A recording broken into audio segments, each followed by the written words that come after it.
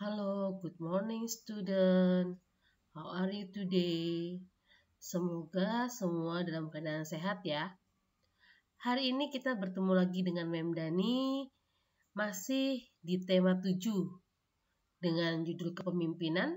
Kita sudah masuk ke subtema 3 pembelajaran 4 sampai dengan 6. Kemarin kita sub 3 pembelajaran 1 sampai dengan 3, sekarang kita 4 sampai 6. Kita ikuti pembelajaran hari ini ya.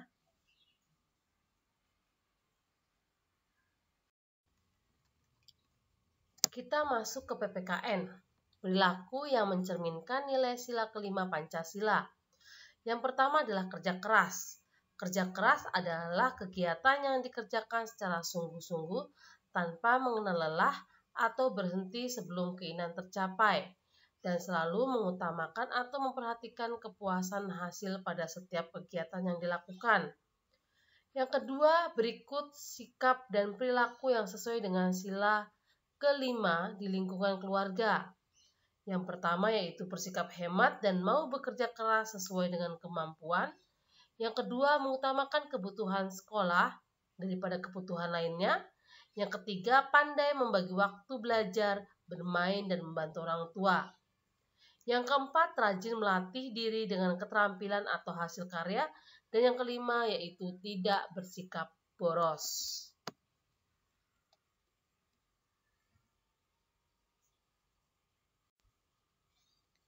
Perilaku yang mencerminkan nilai sila kelima. Yang ketiga yaitu berikut sikap dan perilaku yang sesuai dengan sila kelima di lingkungan sekolah. Yang pertama yaitu siswa gemar menabung dan menghemat uang jajan. Yang kedua, tidak menggunakan perhiasan yang berlebihan. Yang ketiga, pengadaan sarana belajar secara sederhana dan wajar.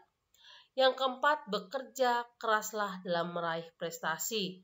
Dan kelima, yaitu rajin ke sekolah dengan mengikuti pelajaran dengan tekun dan sungguh-sungguh.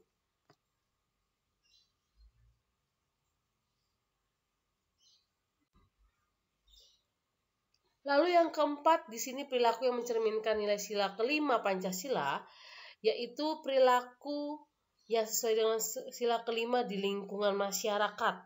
Yang pertama yaitu menggalang kegiatan sosial, yang kedua menggalakkan program jaring pengaman sosial yang tepat sasaran, yang ketiga menggalakkan program padat karya dan manfaatkan lahan, dan keempat mengingatkan gerakan nasional orang tua asuh, yang kelima menyediakan lapangan kerja bagi masyarakat pengangguran.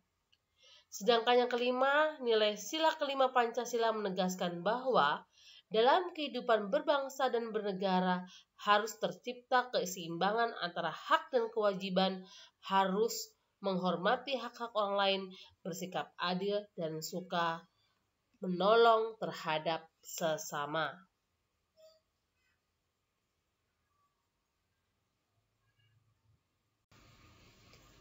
Kita masuk ke SBDP.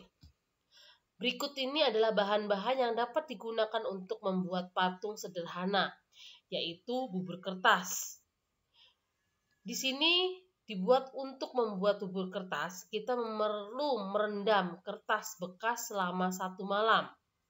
Lalu campur dengan lem dan diremas-remas sehingga membentuk bubur kertas. Konstruksi patung dapat dibuat dengan kawat atau cetakan, lalu dijemur dan dihias. Sedangkan dengan menggunakan tanah liat, di sini caranya adalah campurkan tanah liat dengan air agar mudah dibentuk. Lalu bentuk sesuai dengan keinginan dan keringkan di dalam ruangan agar tidak mudah pecah. Yang ketiga yaitu kayu. Kayu dapat dibentuk dan dipahat ya, sesuai dengan desain yang akan dibuat. Jadi sesuai dengan keinginan.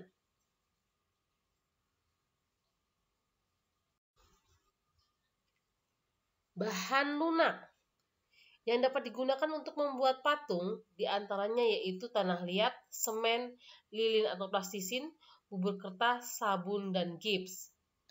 Patung dari plastisin dapat dibuat dengan teknik membentuk atau menggunakan tangan, membutsir, mencetak, modeling, coiling, pijit, dan slaving.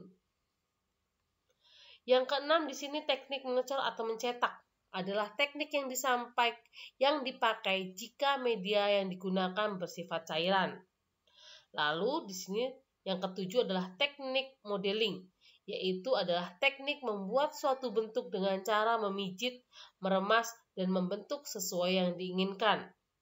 Sedangkan yang kedelapan adalah teknik konstruktif atau menempel, adalah teknik membuat patung dengan cara menempelkan bagian yang satu dengan bagian yang lain sedikit demi sedikit.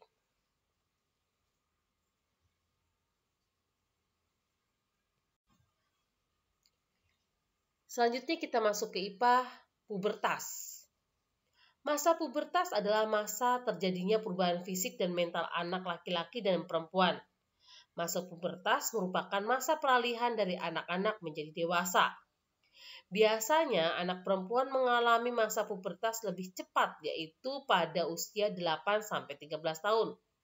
Sedangkan anak laki-laki mengalami pubertas pada usia 10-15 tahun.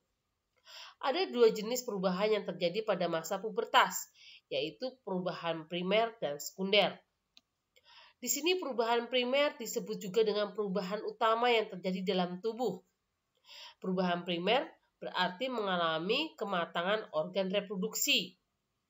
Sedangkan perubahan sekunder disebut dengan perubahan fisik yang ciri-cirinya nampak pada tubuh laki-laki dan perempuan.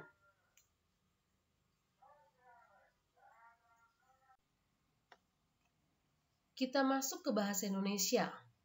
Berpidato mementingkan ekspresi, gagasan, serta penalaran dengan memakai bahasa lisan yang mendukung aspek non-bahasa, yaitu seperti ekspresi wajah, pelafalan, kontak pandang, dan intonasi suara. Itu adalah sesuatu yang memang harus digunakan atau saat kita berpidato semua ekspresi wajah, pelafalan, atau kontak pandangan kita ke depan itu harus tetap diperhatikan juga dengan intonasi suaranya. Lalu yang kedua di sini, saat berpidato tidak boleh menyinggung perasaan orang lain dan berupaya untuk menghargai serta membangun rasa optimisme bagi pendengarnya.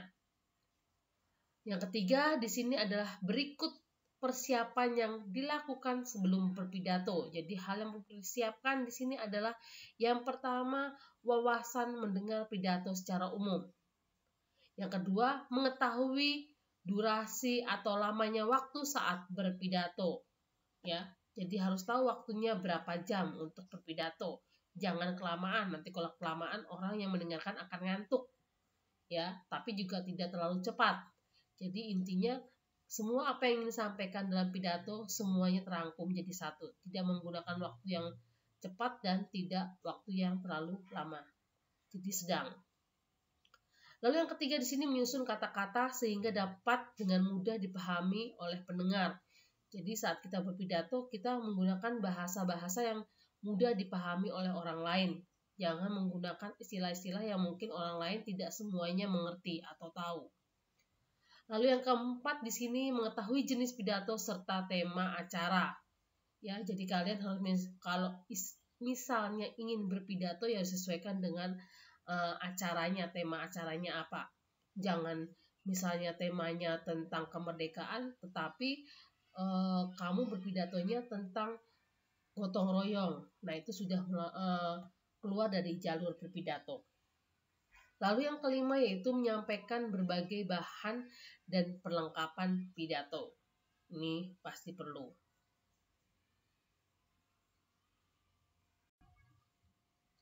Yang keempat, membacakan naskah pidato juga harus dapat menghidupkan suasana dan menciptakan interaksi dengan pendengar.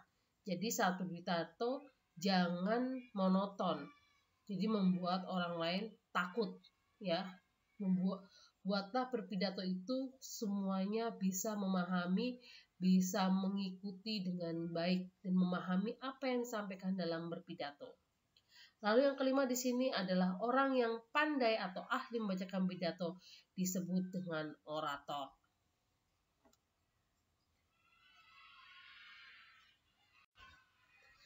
Thanks for watching hari ini. Kalian bisa mempelajarinya kembali materi ini bab subtema 3 pembelajaran 4 sampai dengan 6 ini. Kalian bisa melihat buku cetaknya yang sudah digarisbawahi. Kalau mau bisa baca kembali, carilah materi-materi yang mungkin belum kalian pahami. Kalian bisa tanyakan melalui WA atau telepon, ya. Dengan keadaan seperti ini kita banyak cara untuk berkomunikasi, ya. Terima kasih sudah mengikuti pembelajaran hari ini. Tetap semangat dalam belajar, selalu jaga kesehatan, selalu prokes. Terima kasih, sampai jumpa lagi dengan Mem Dani di hari berikutnya. Dadah.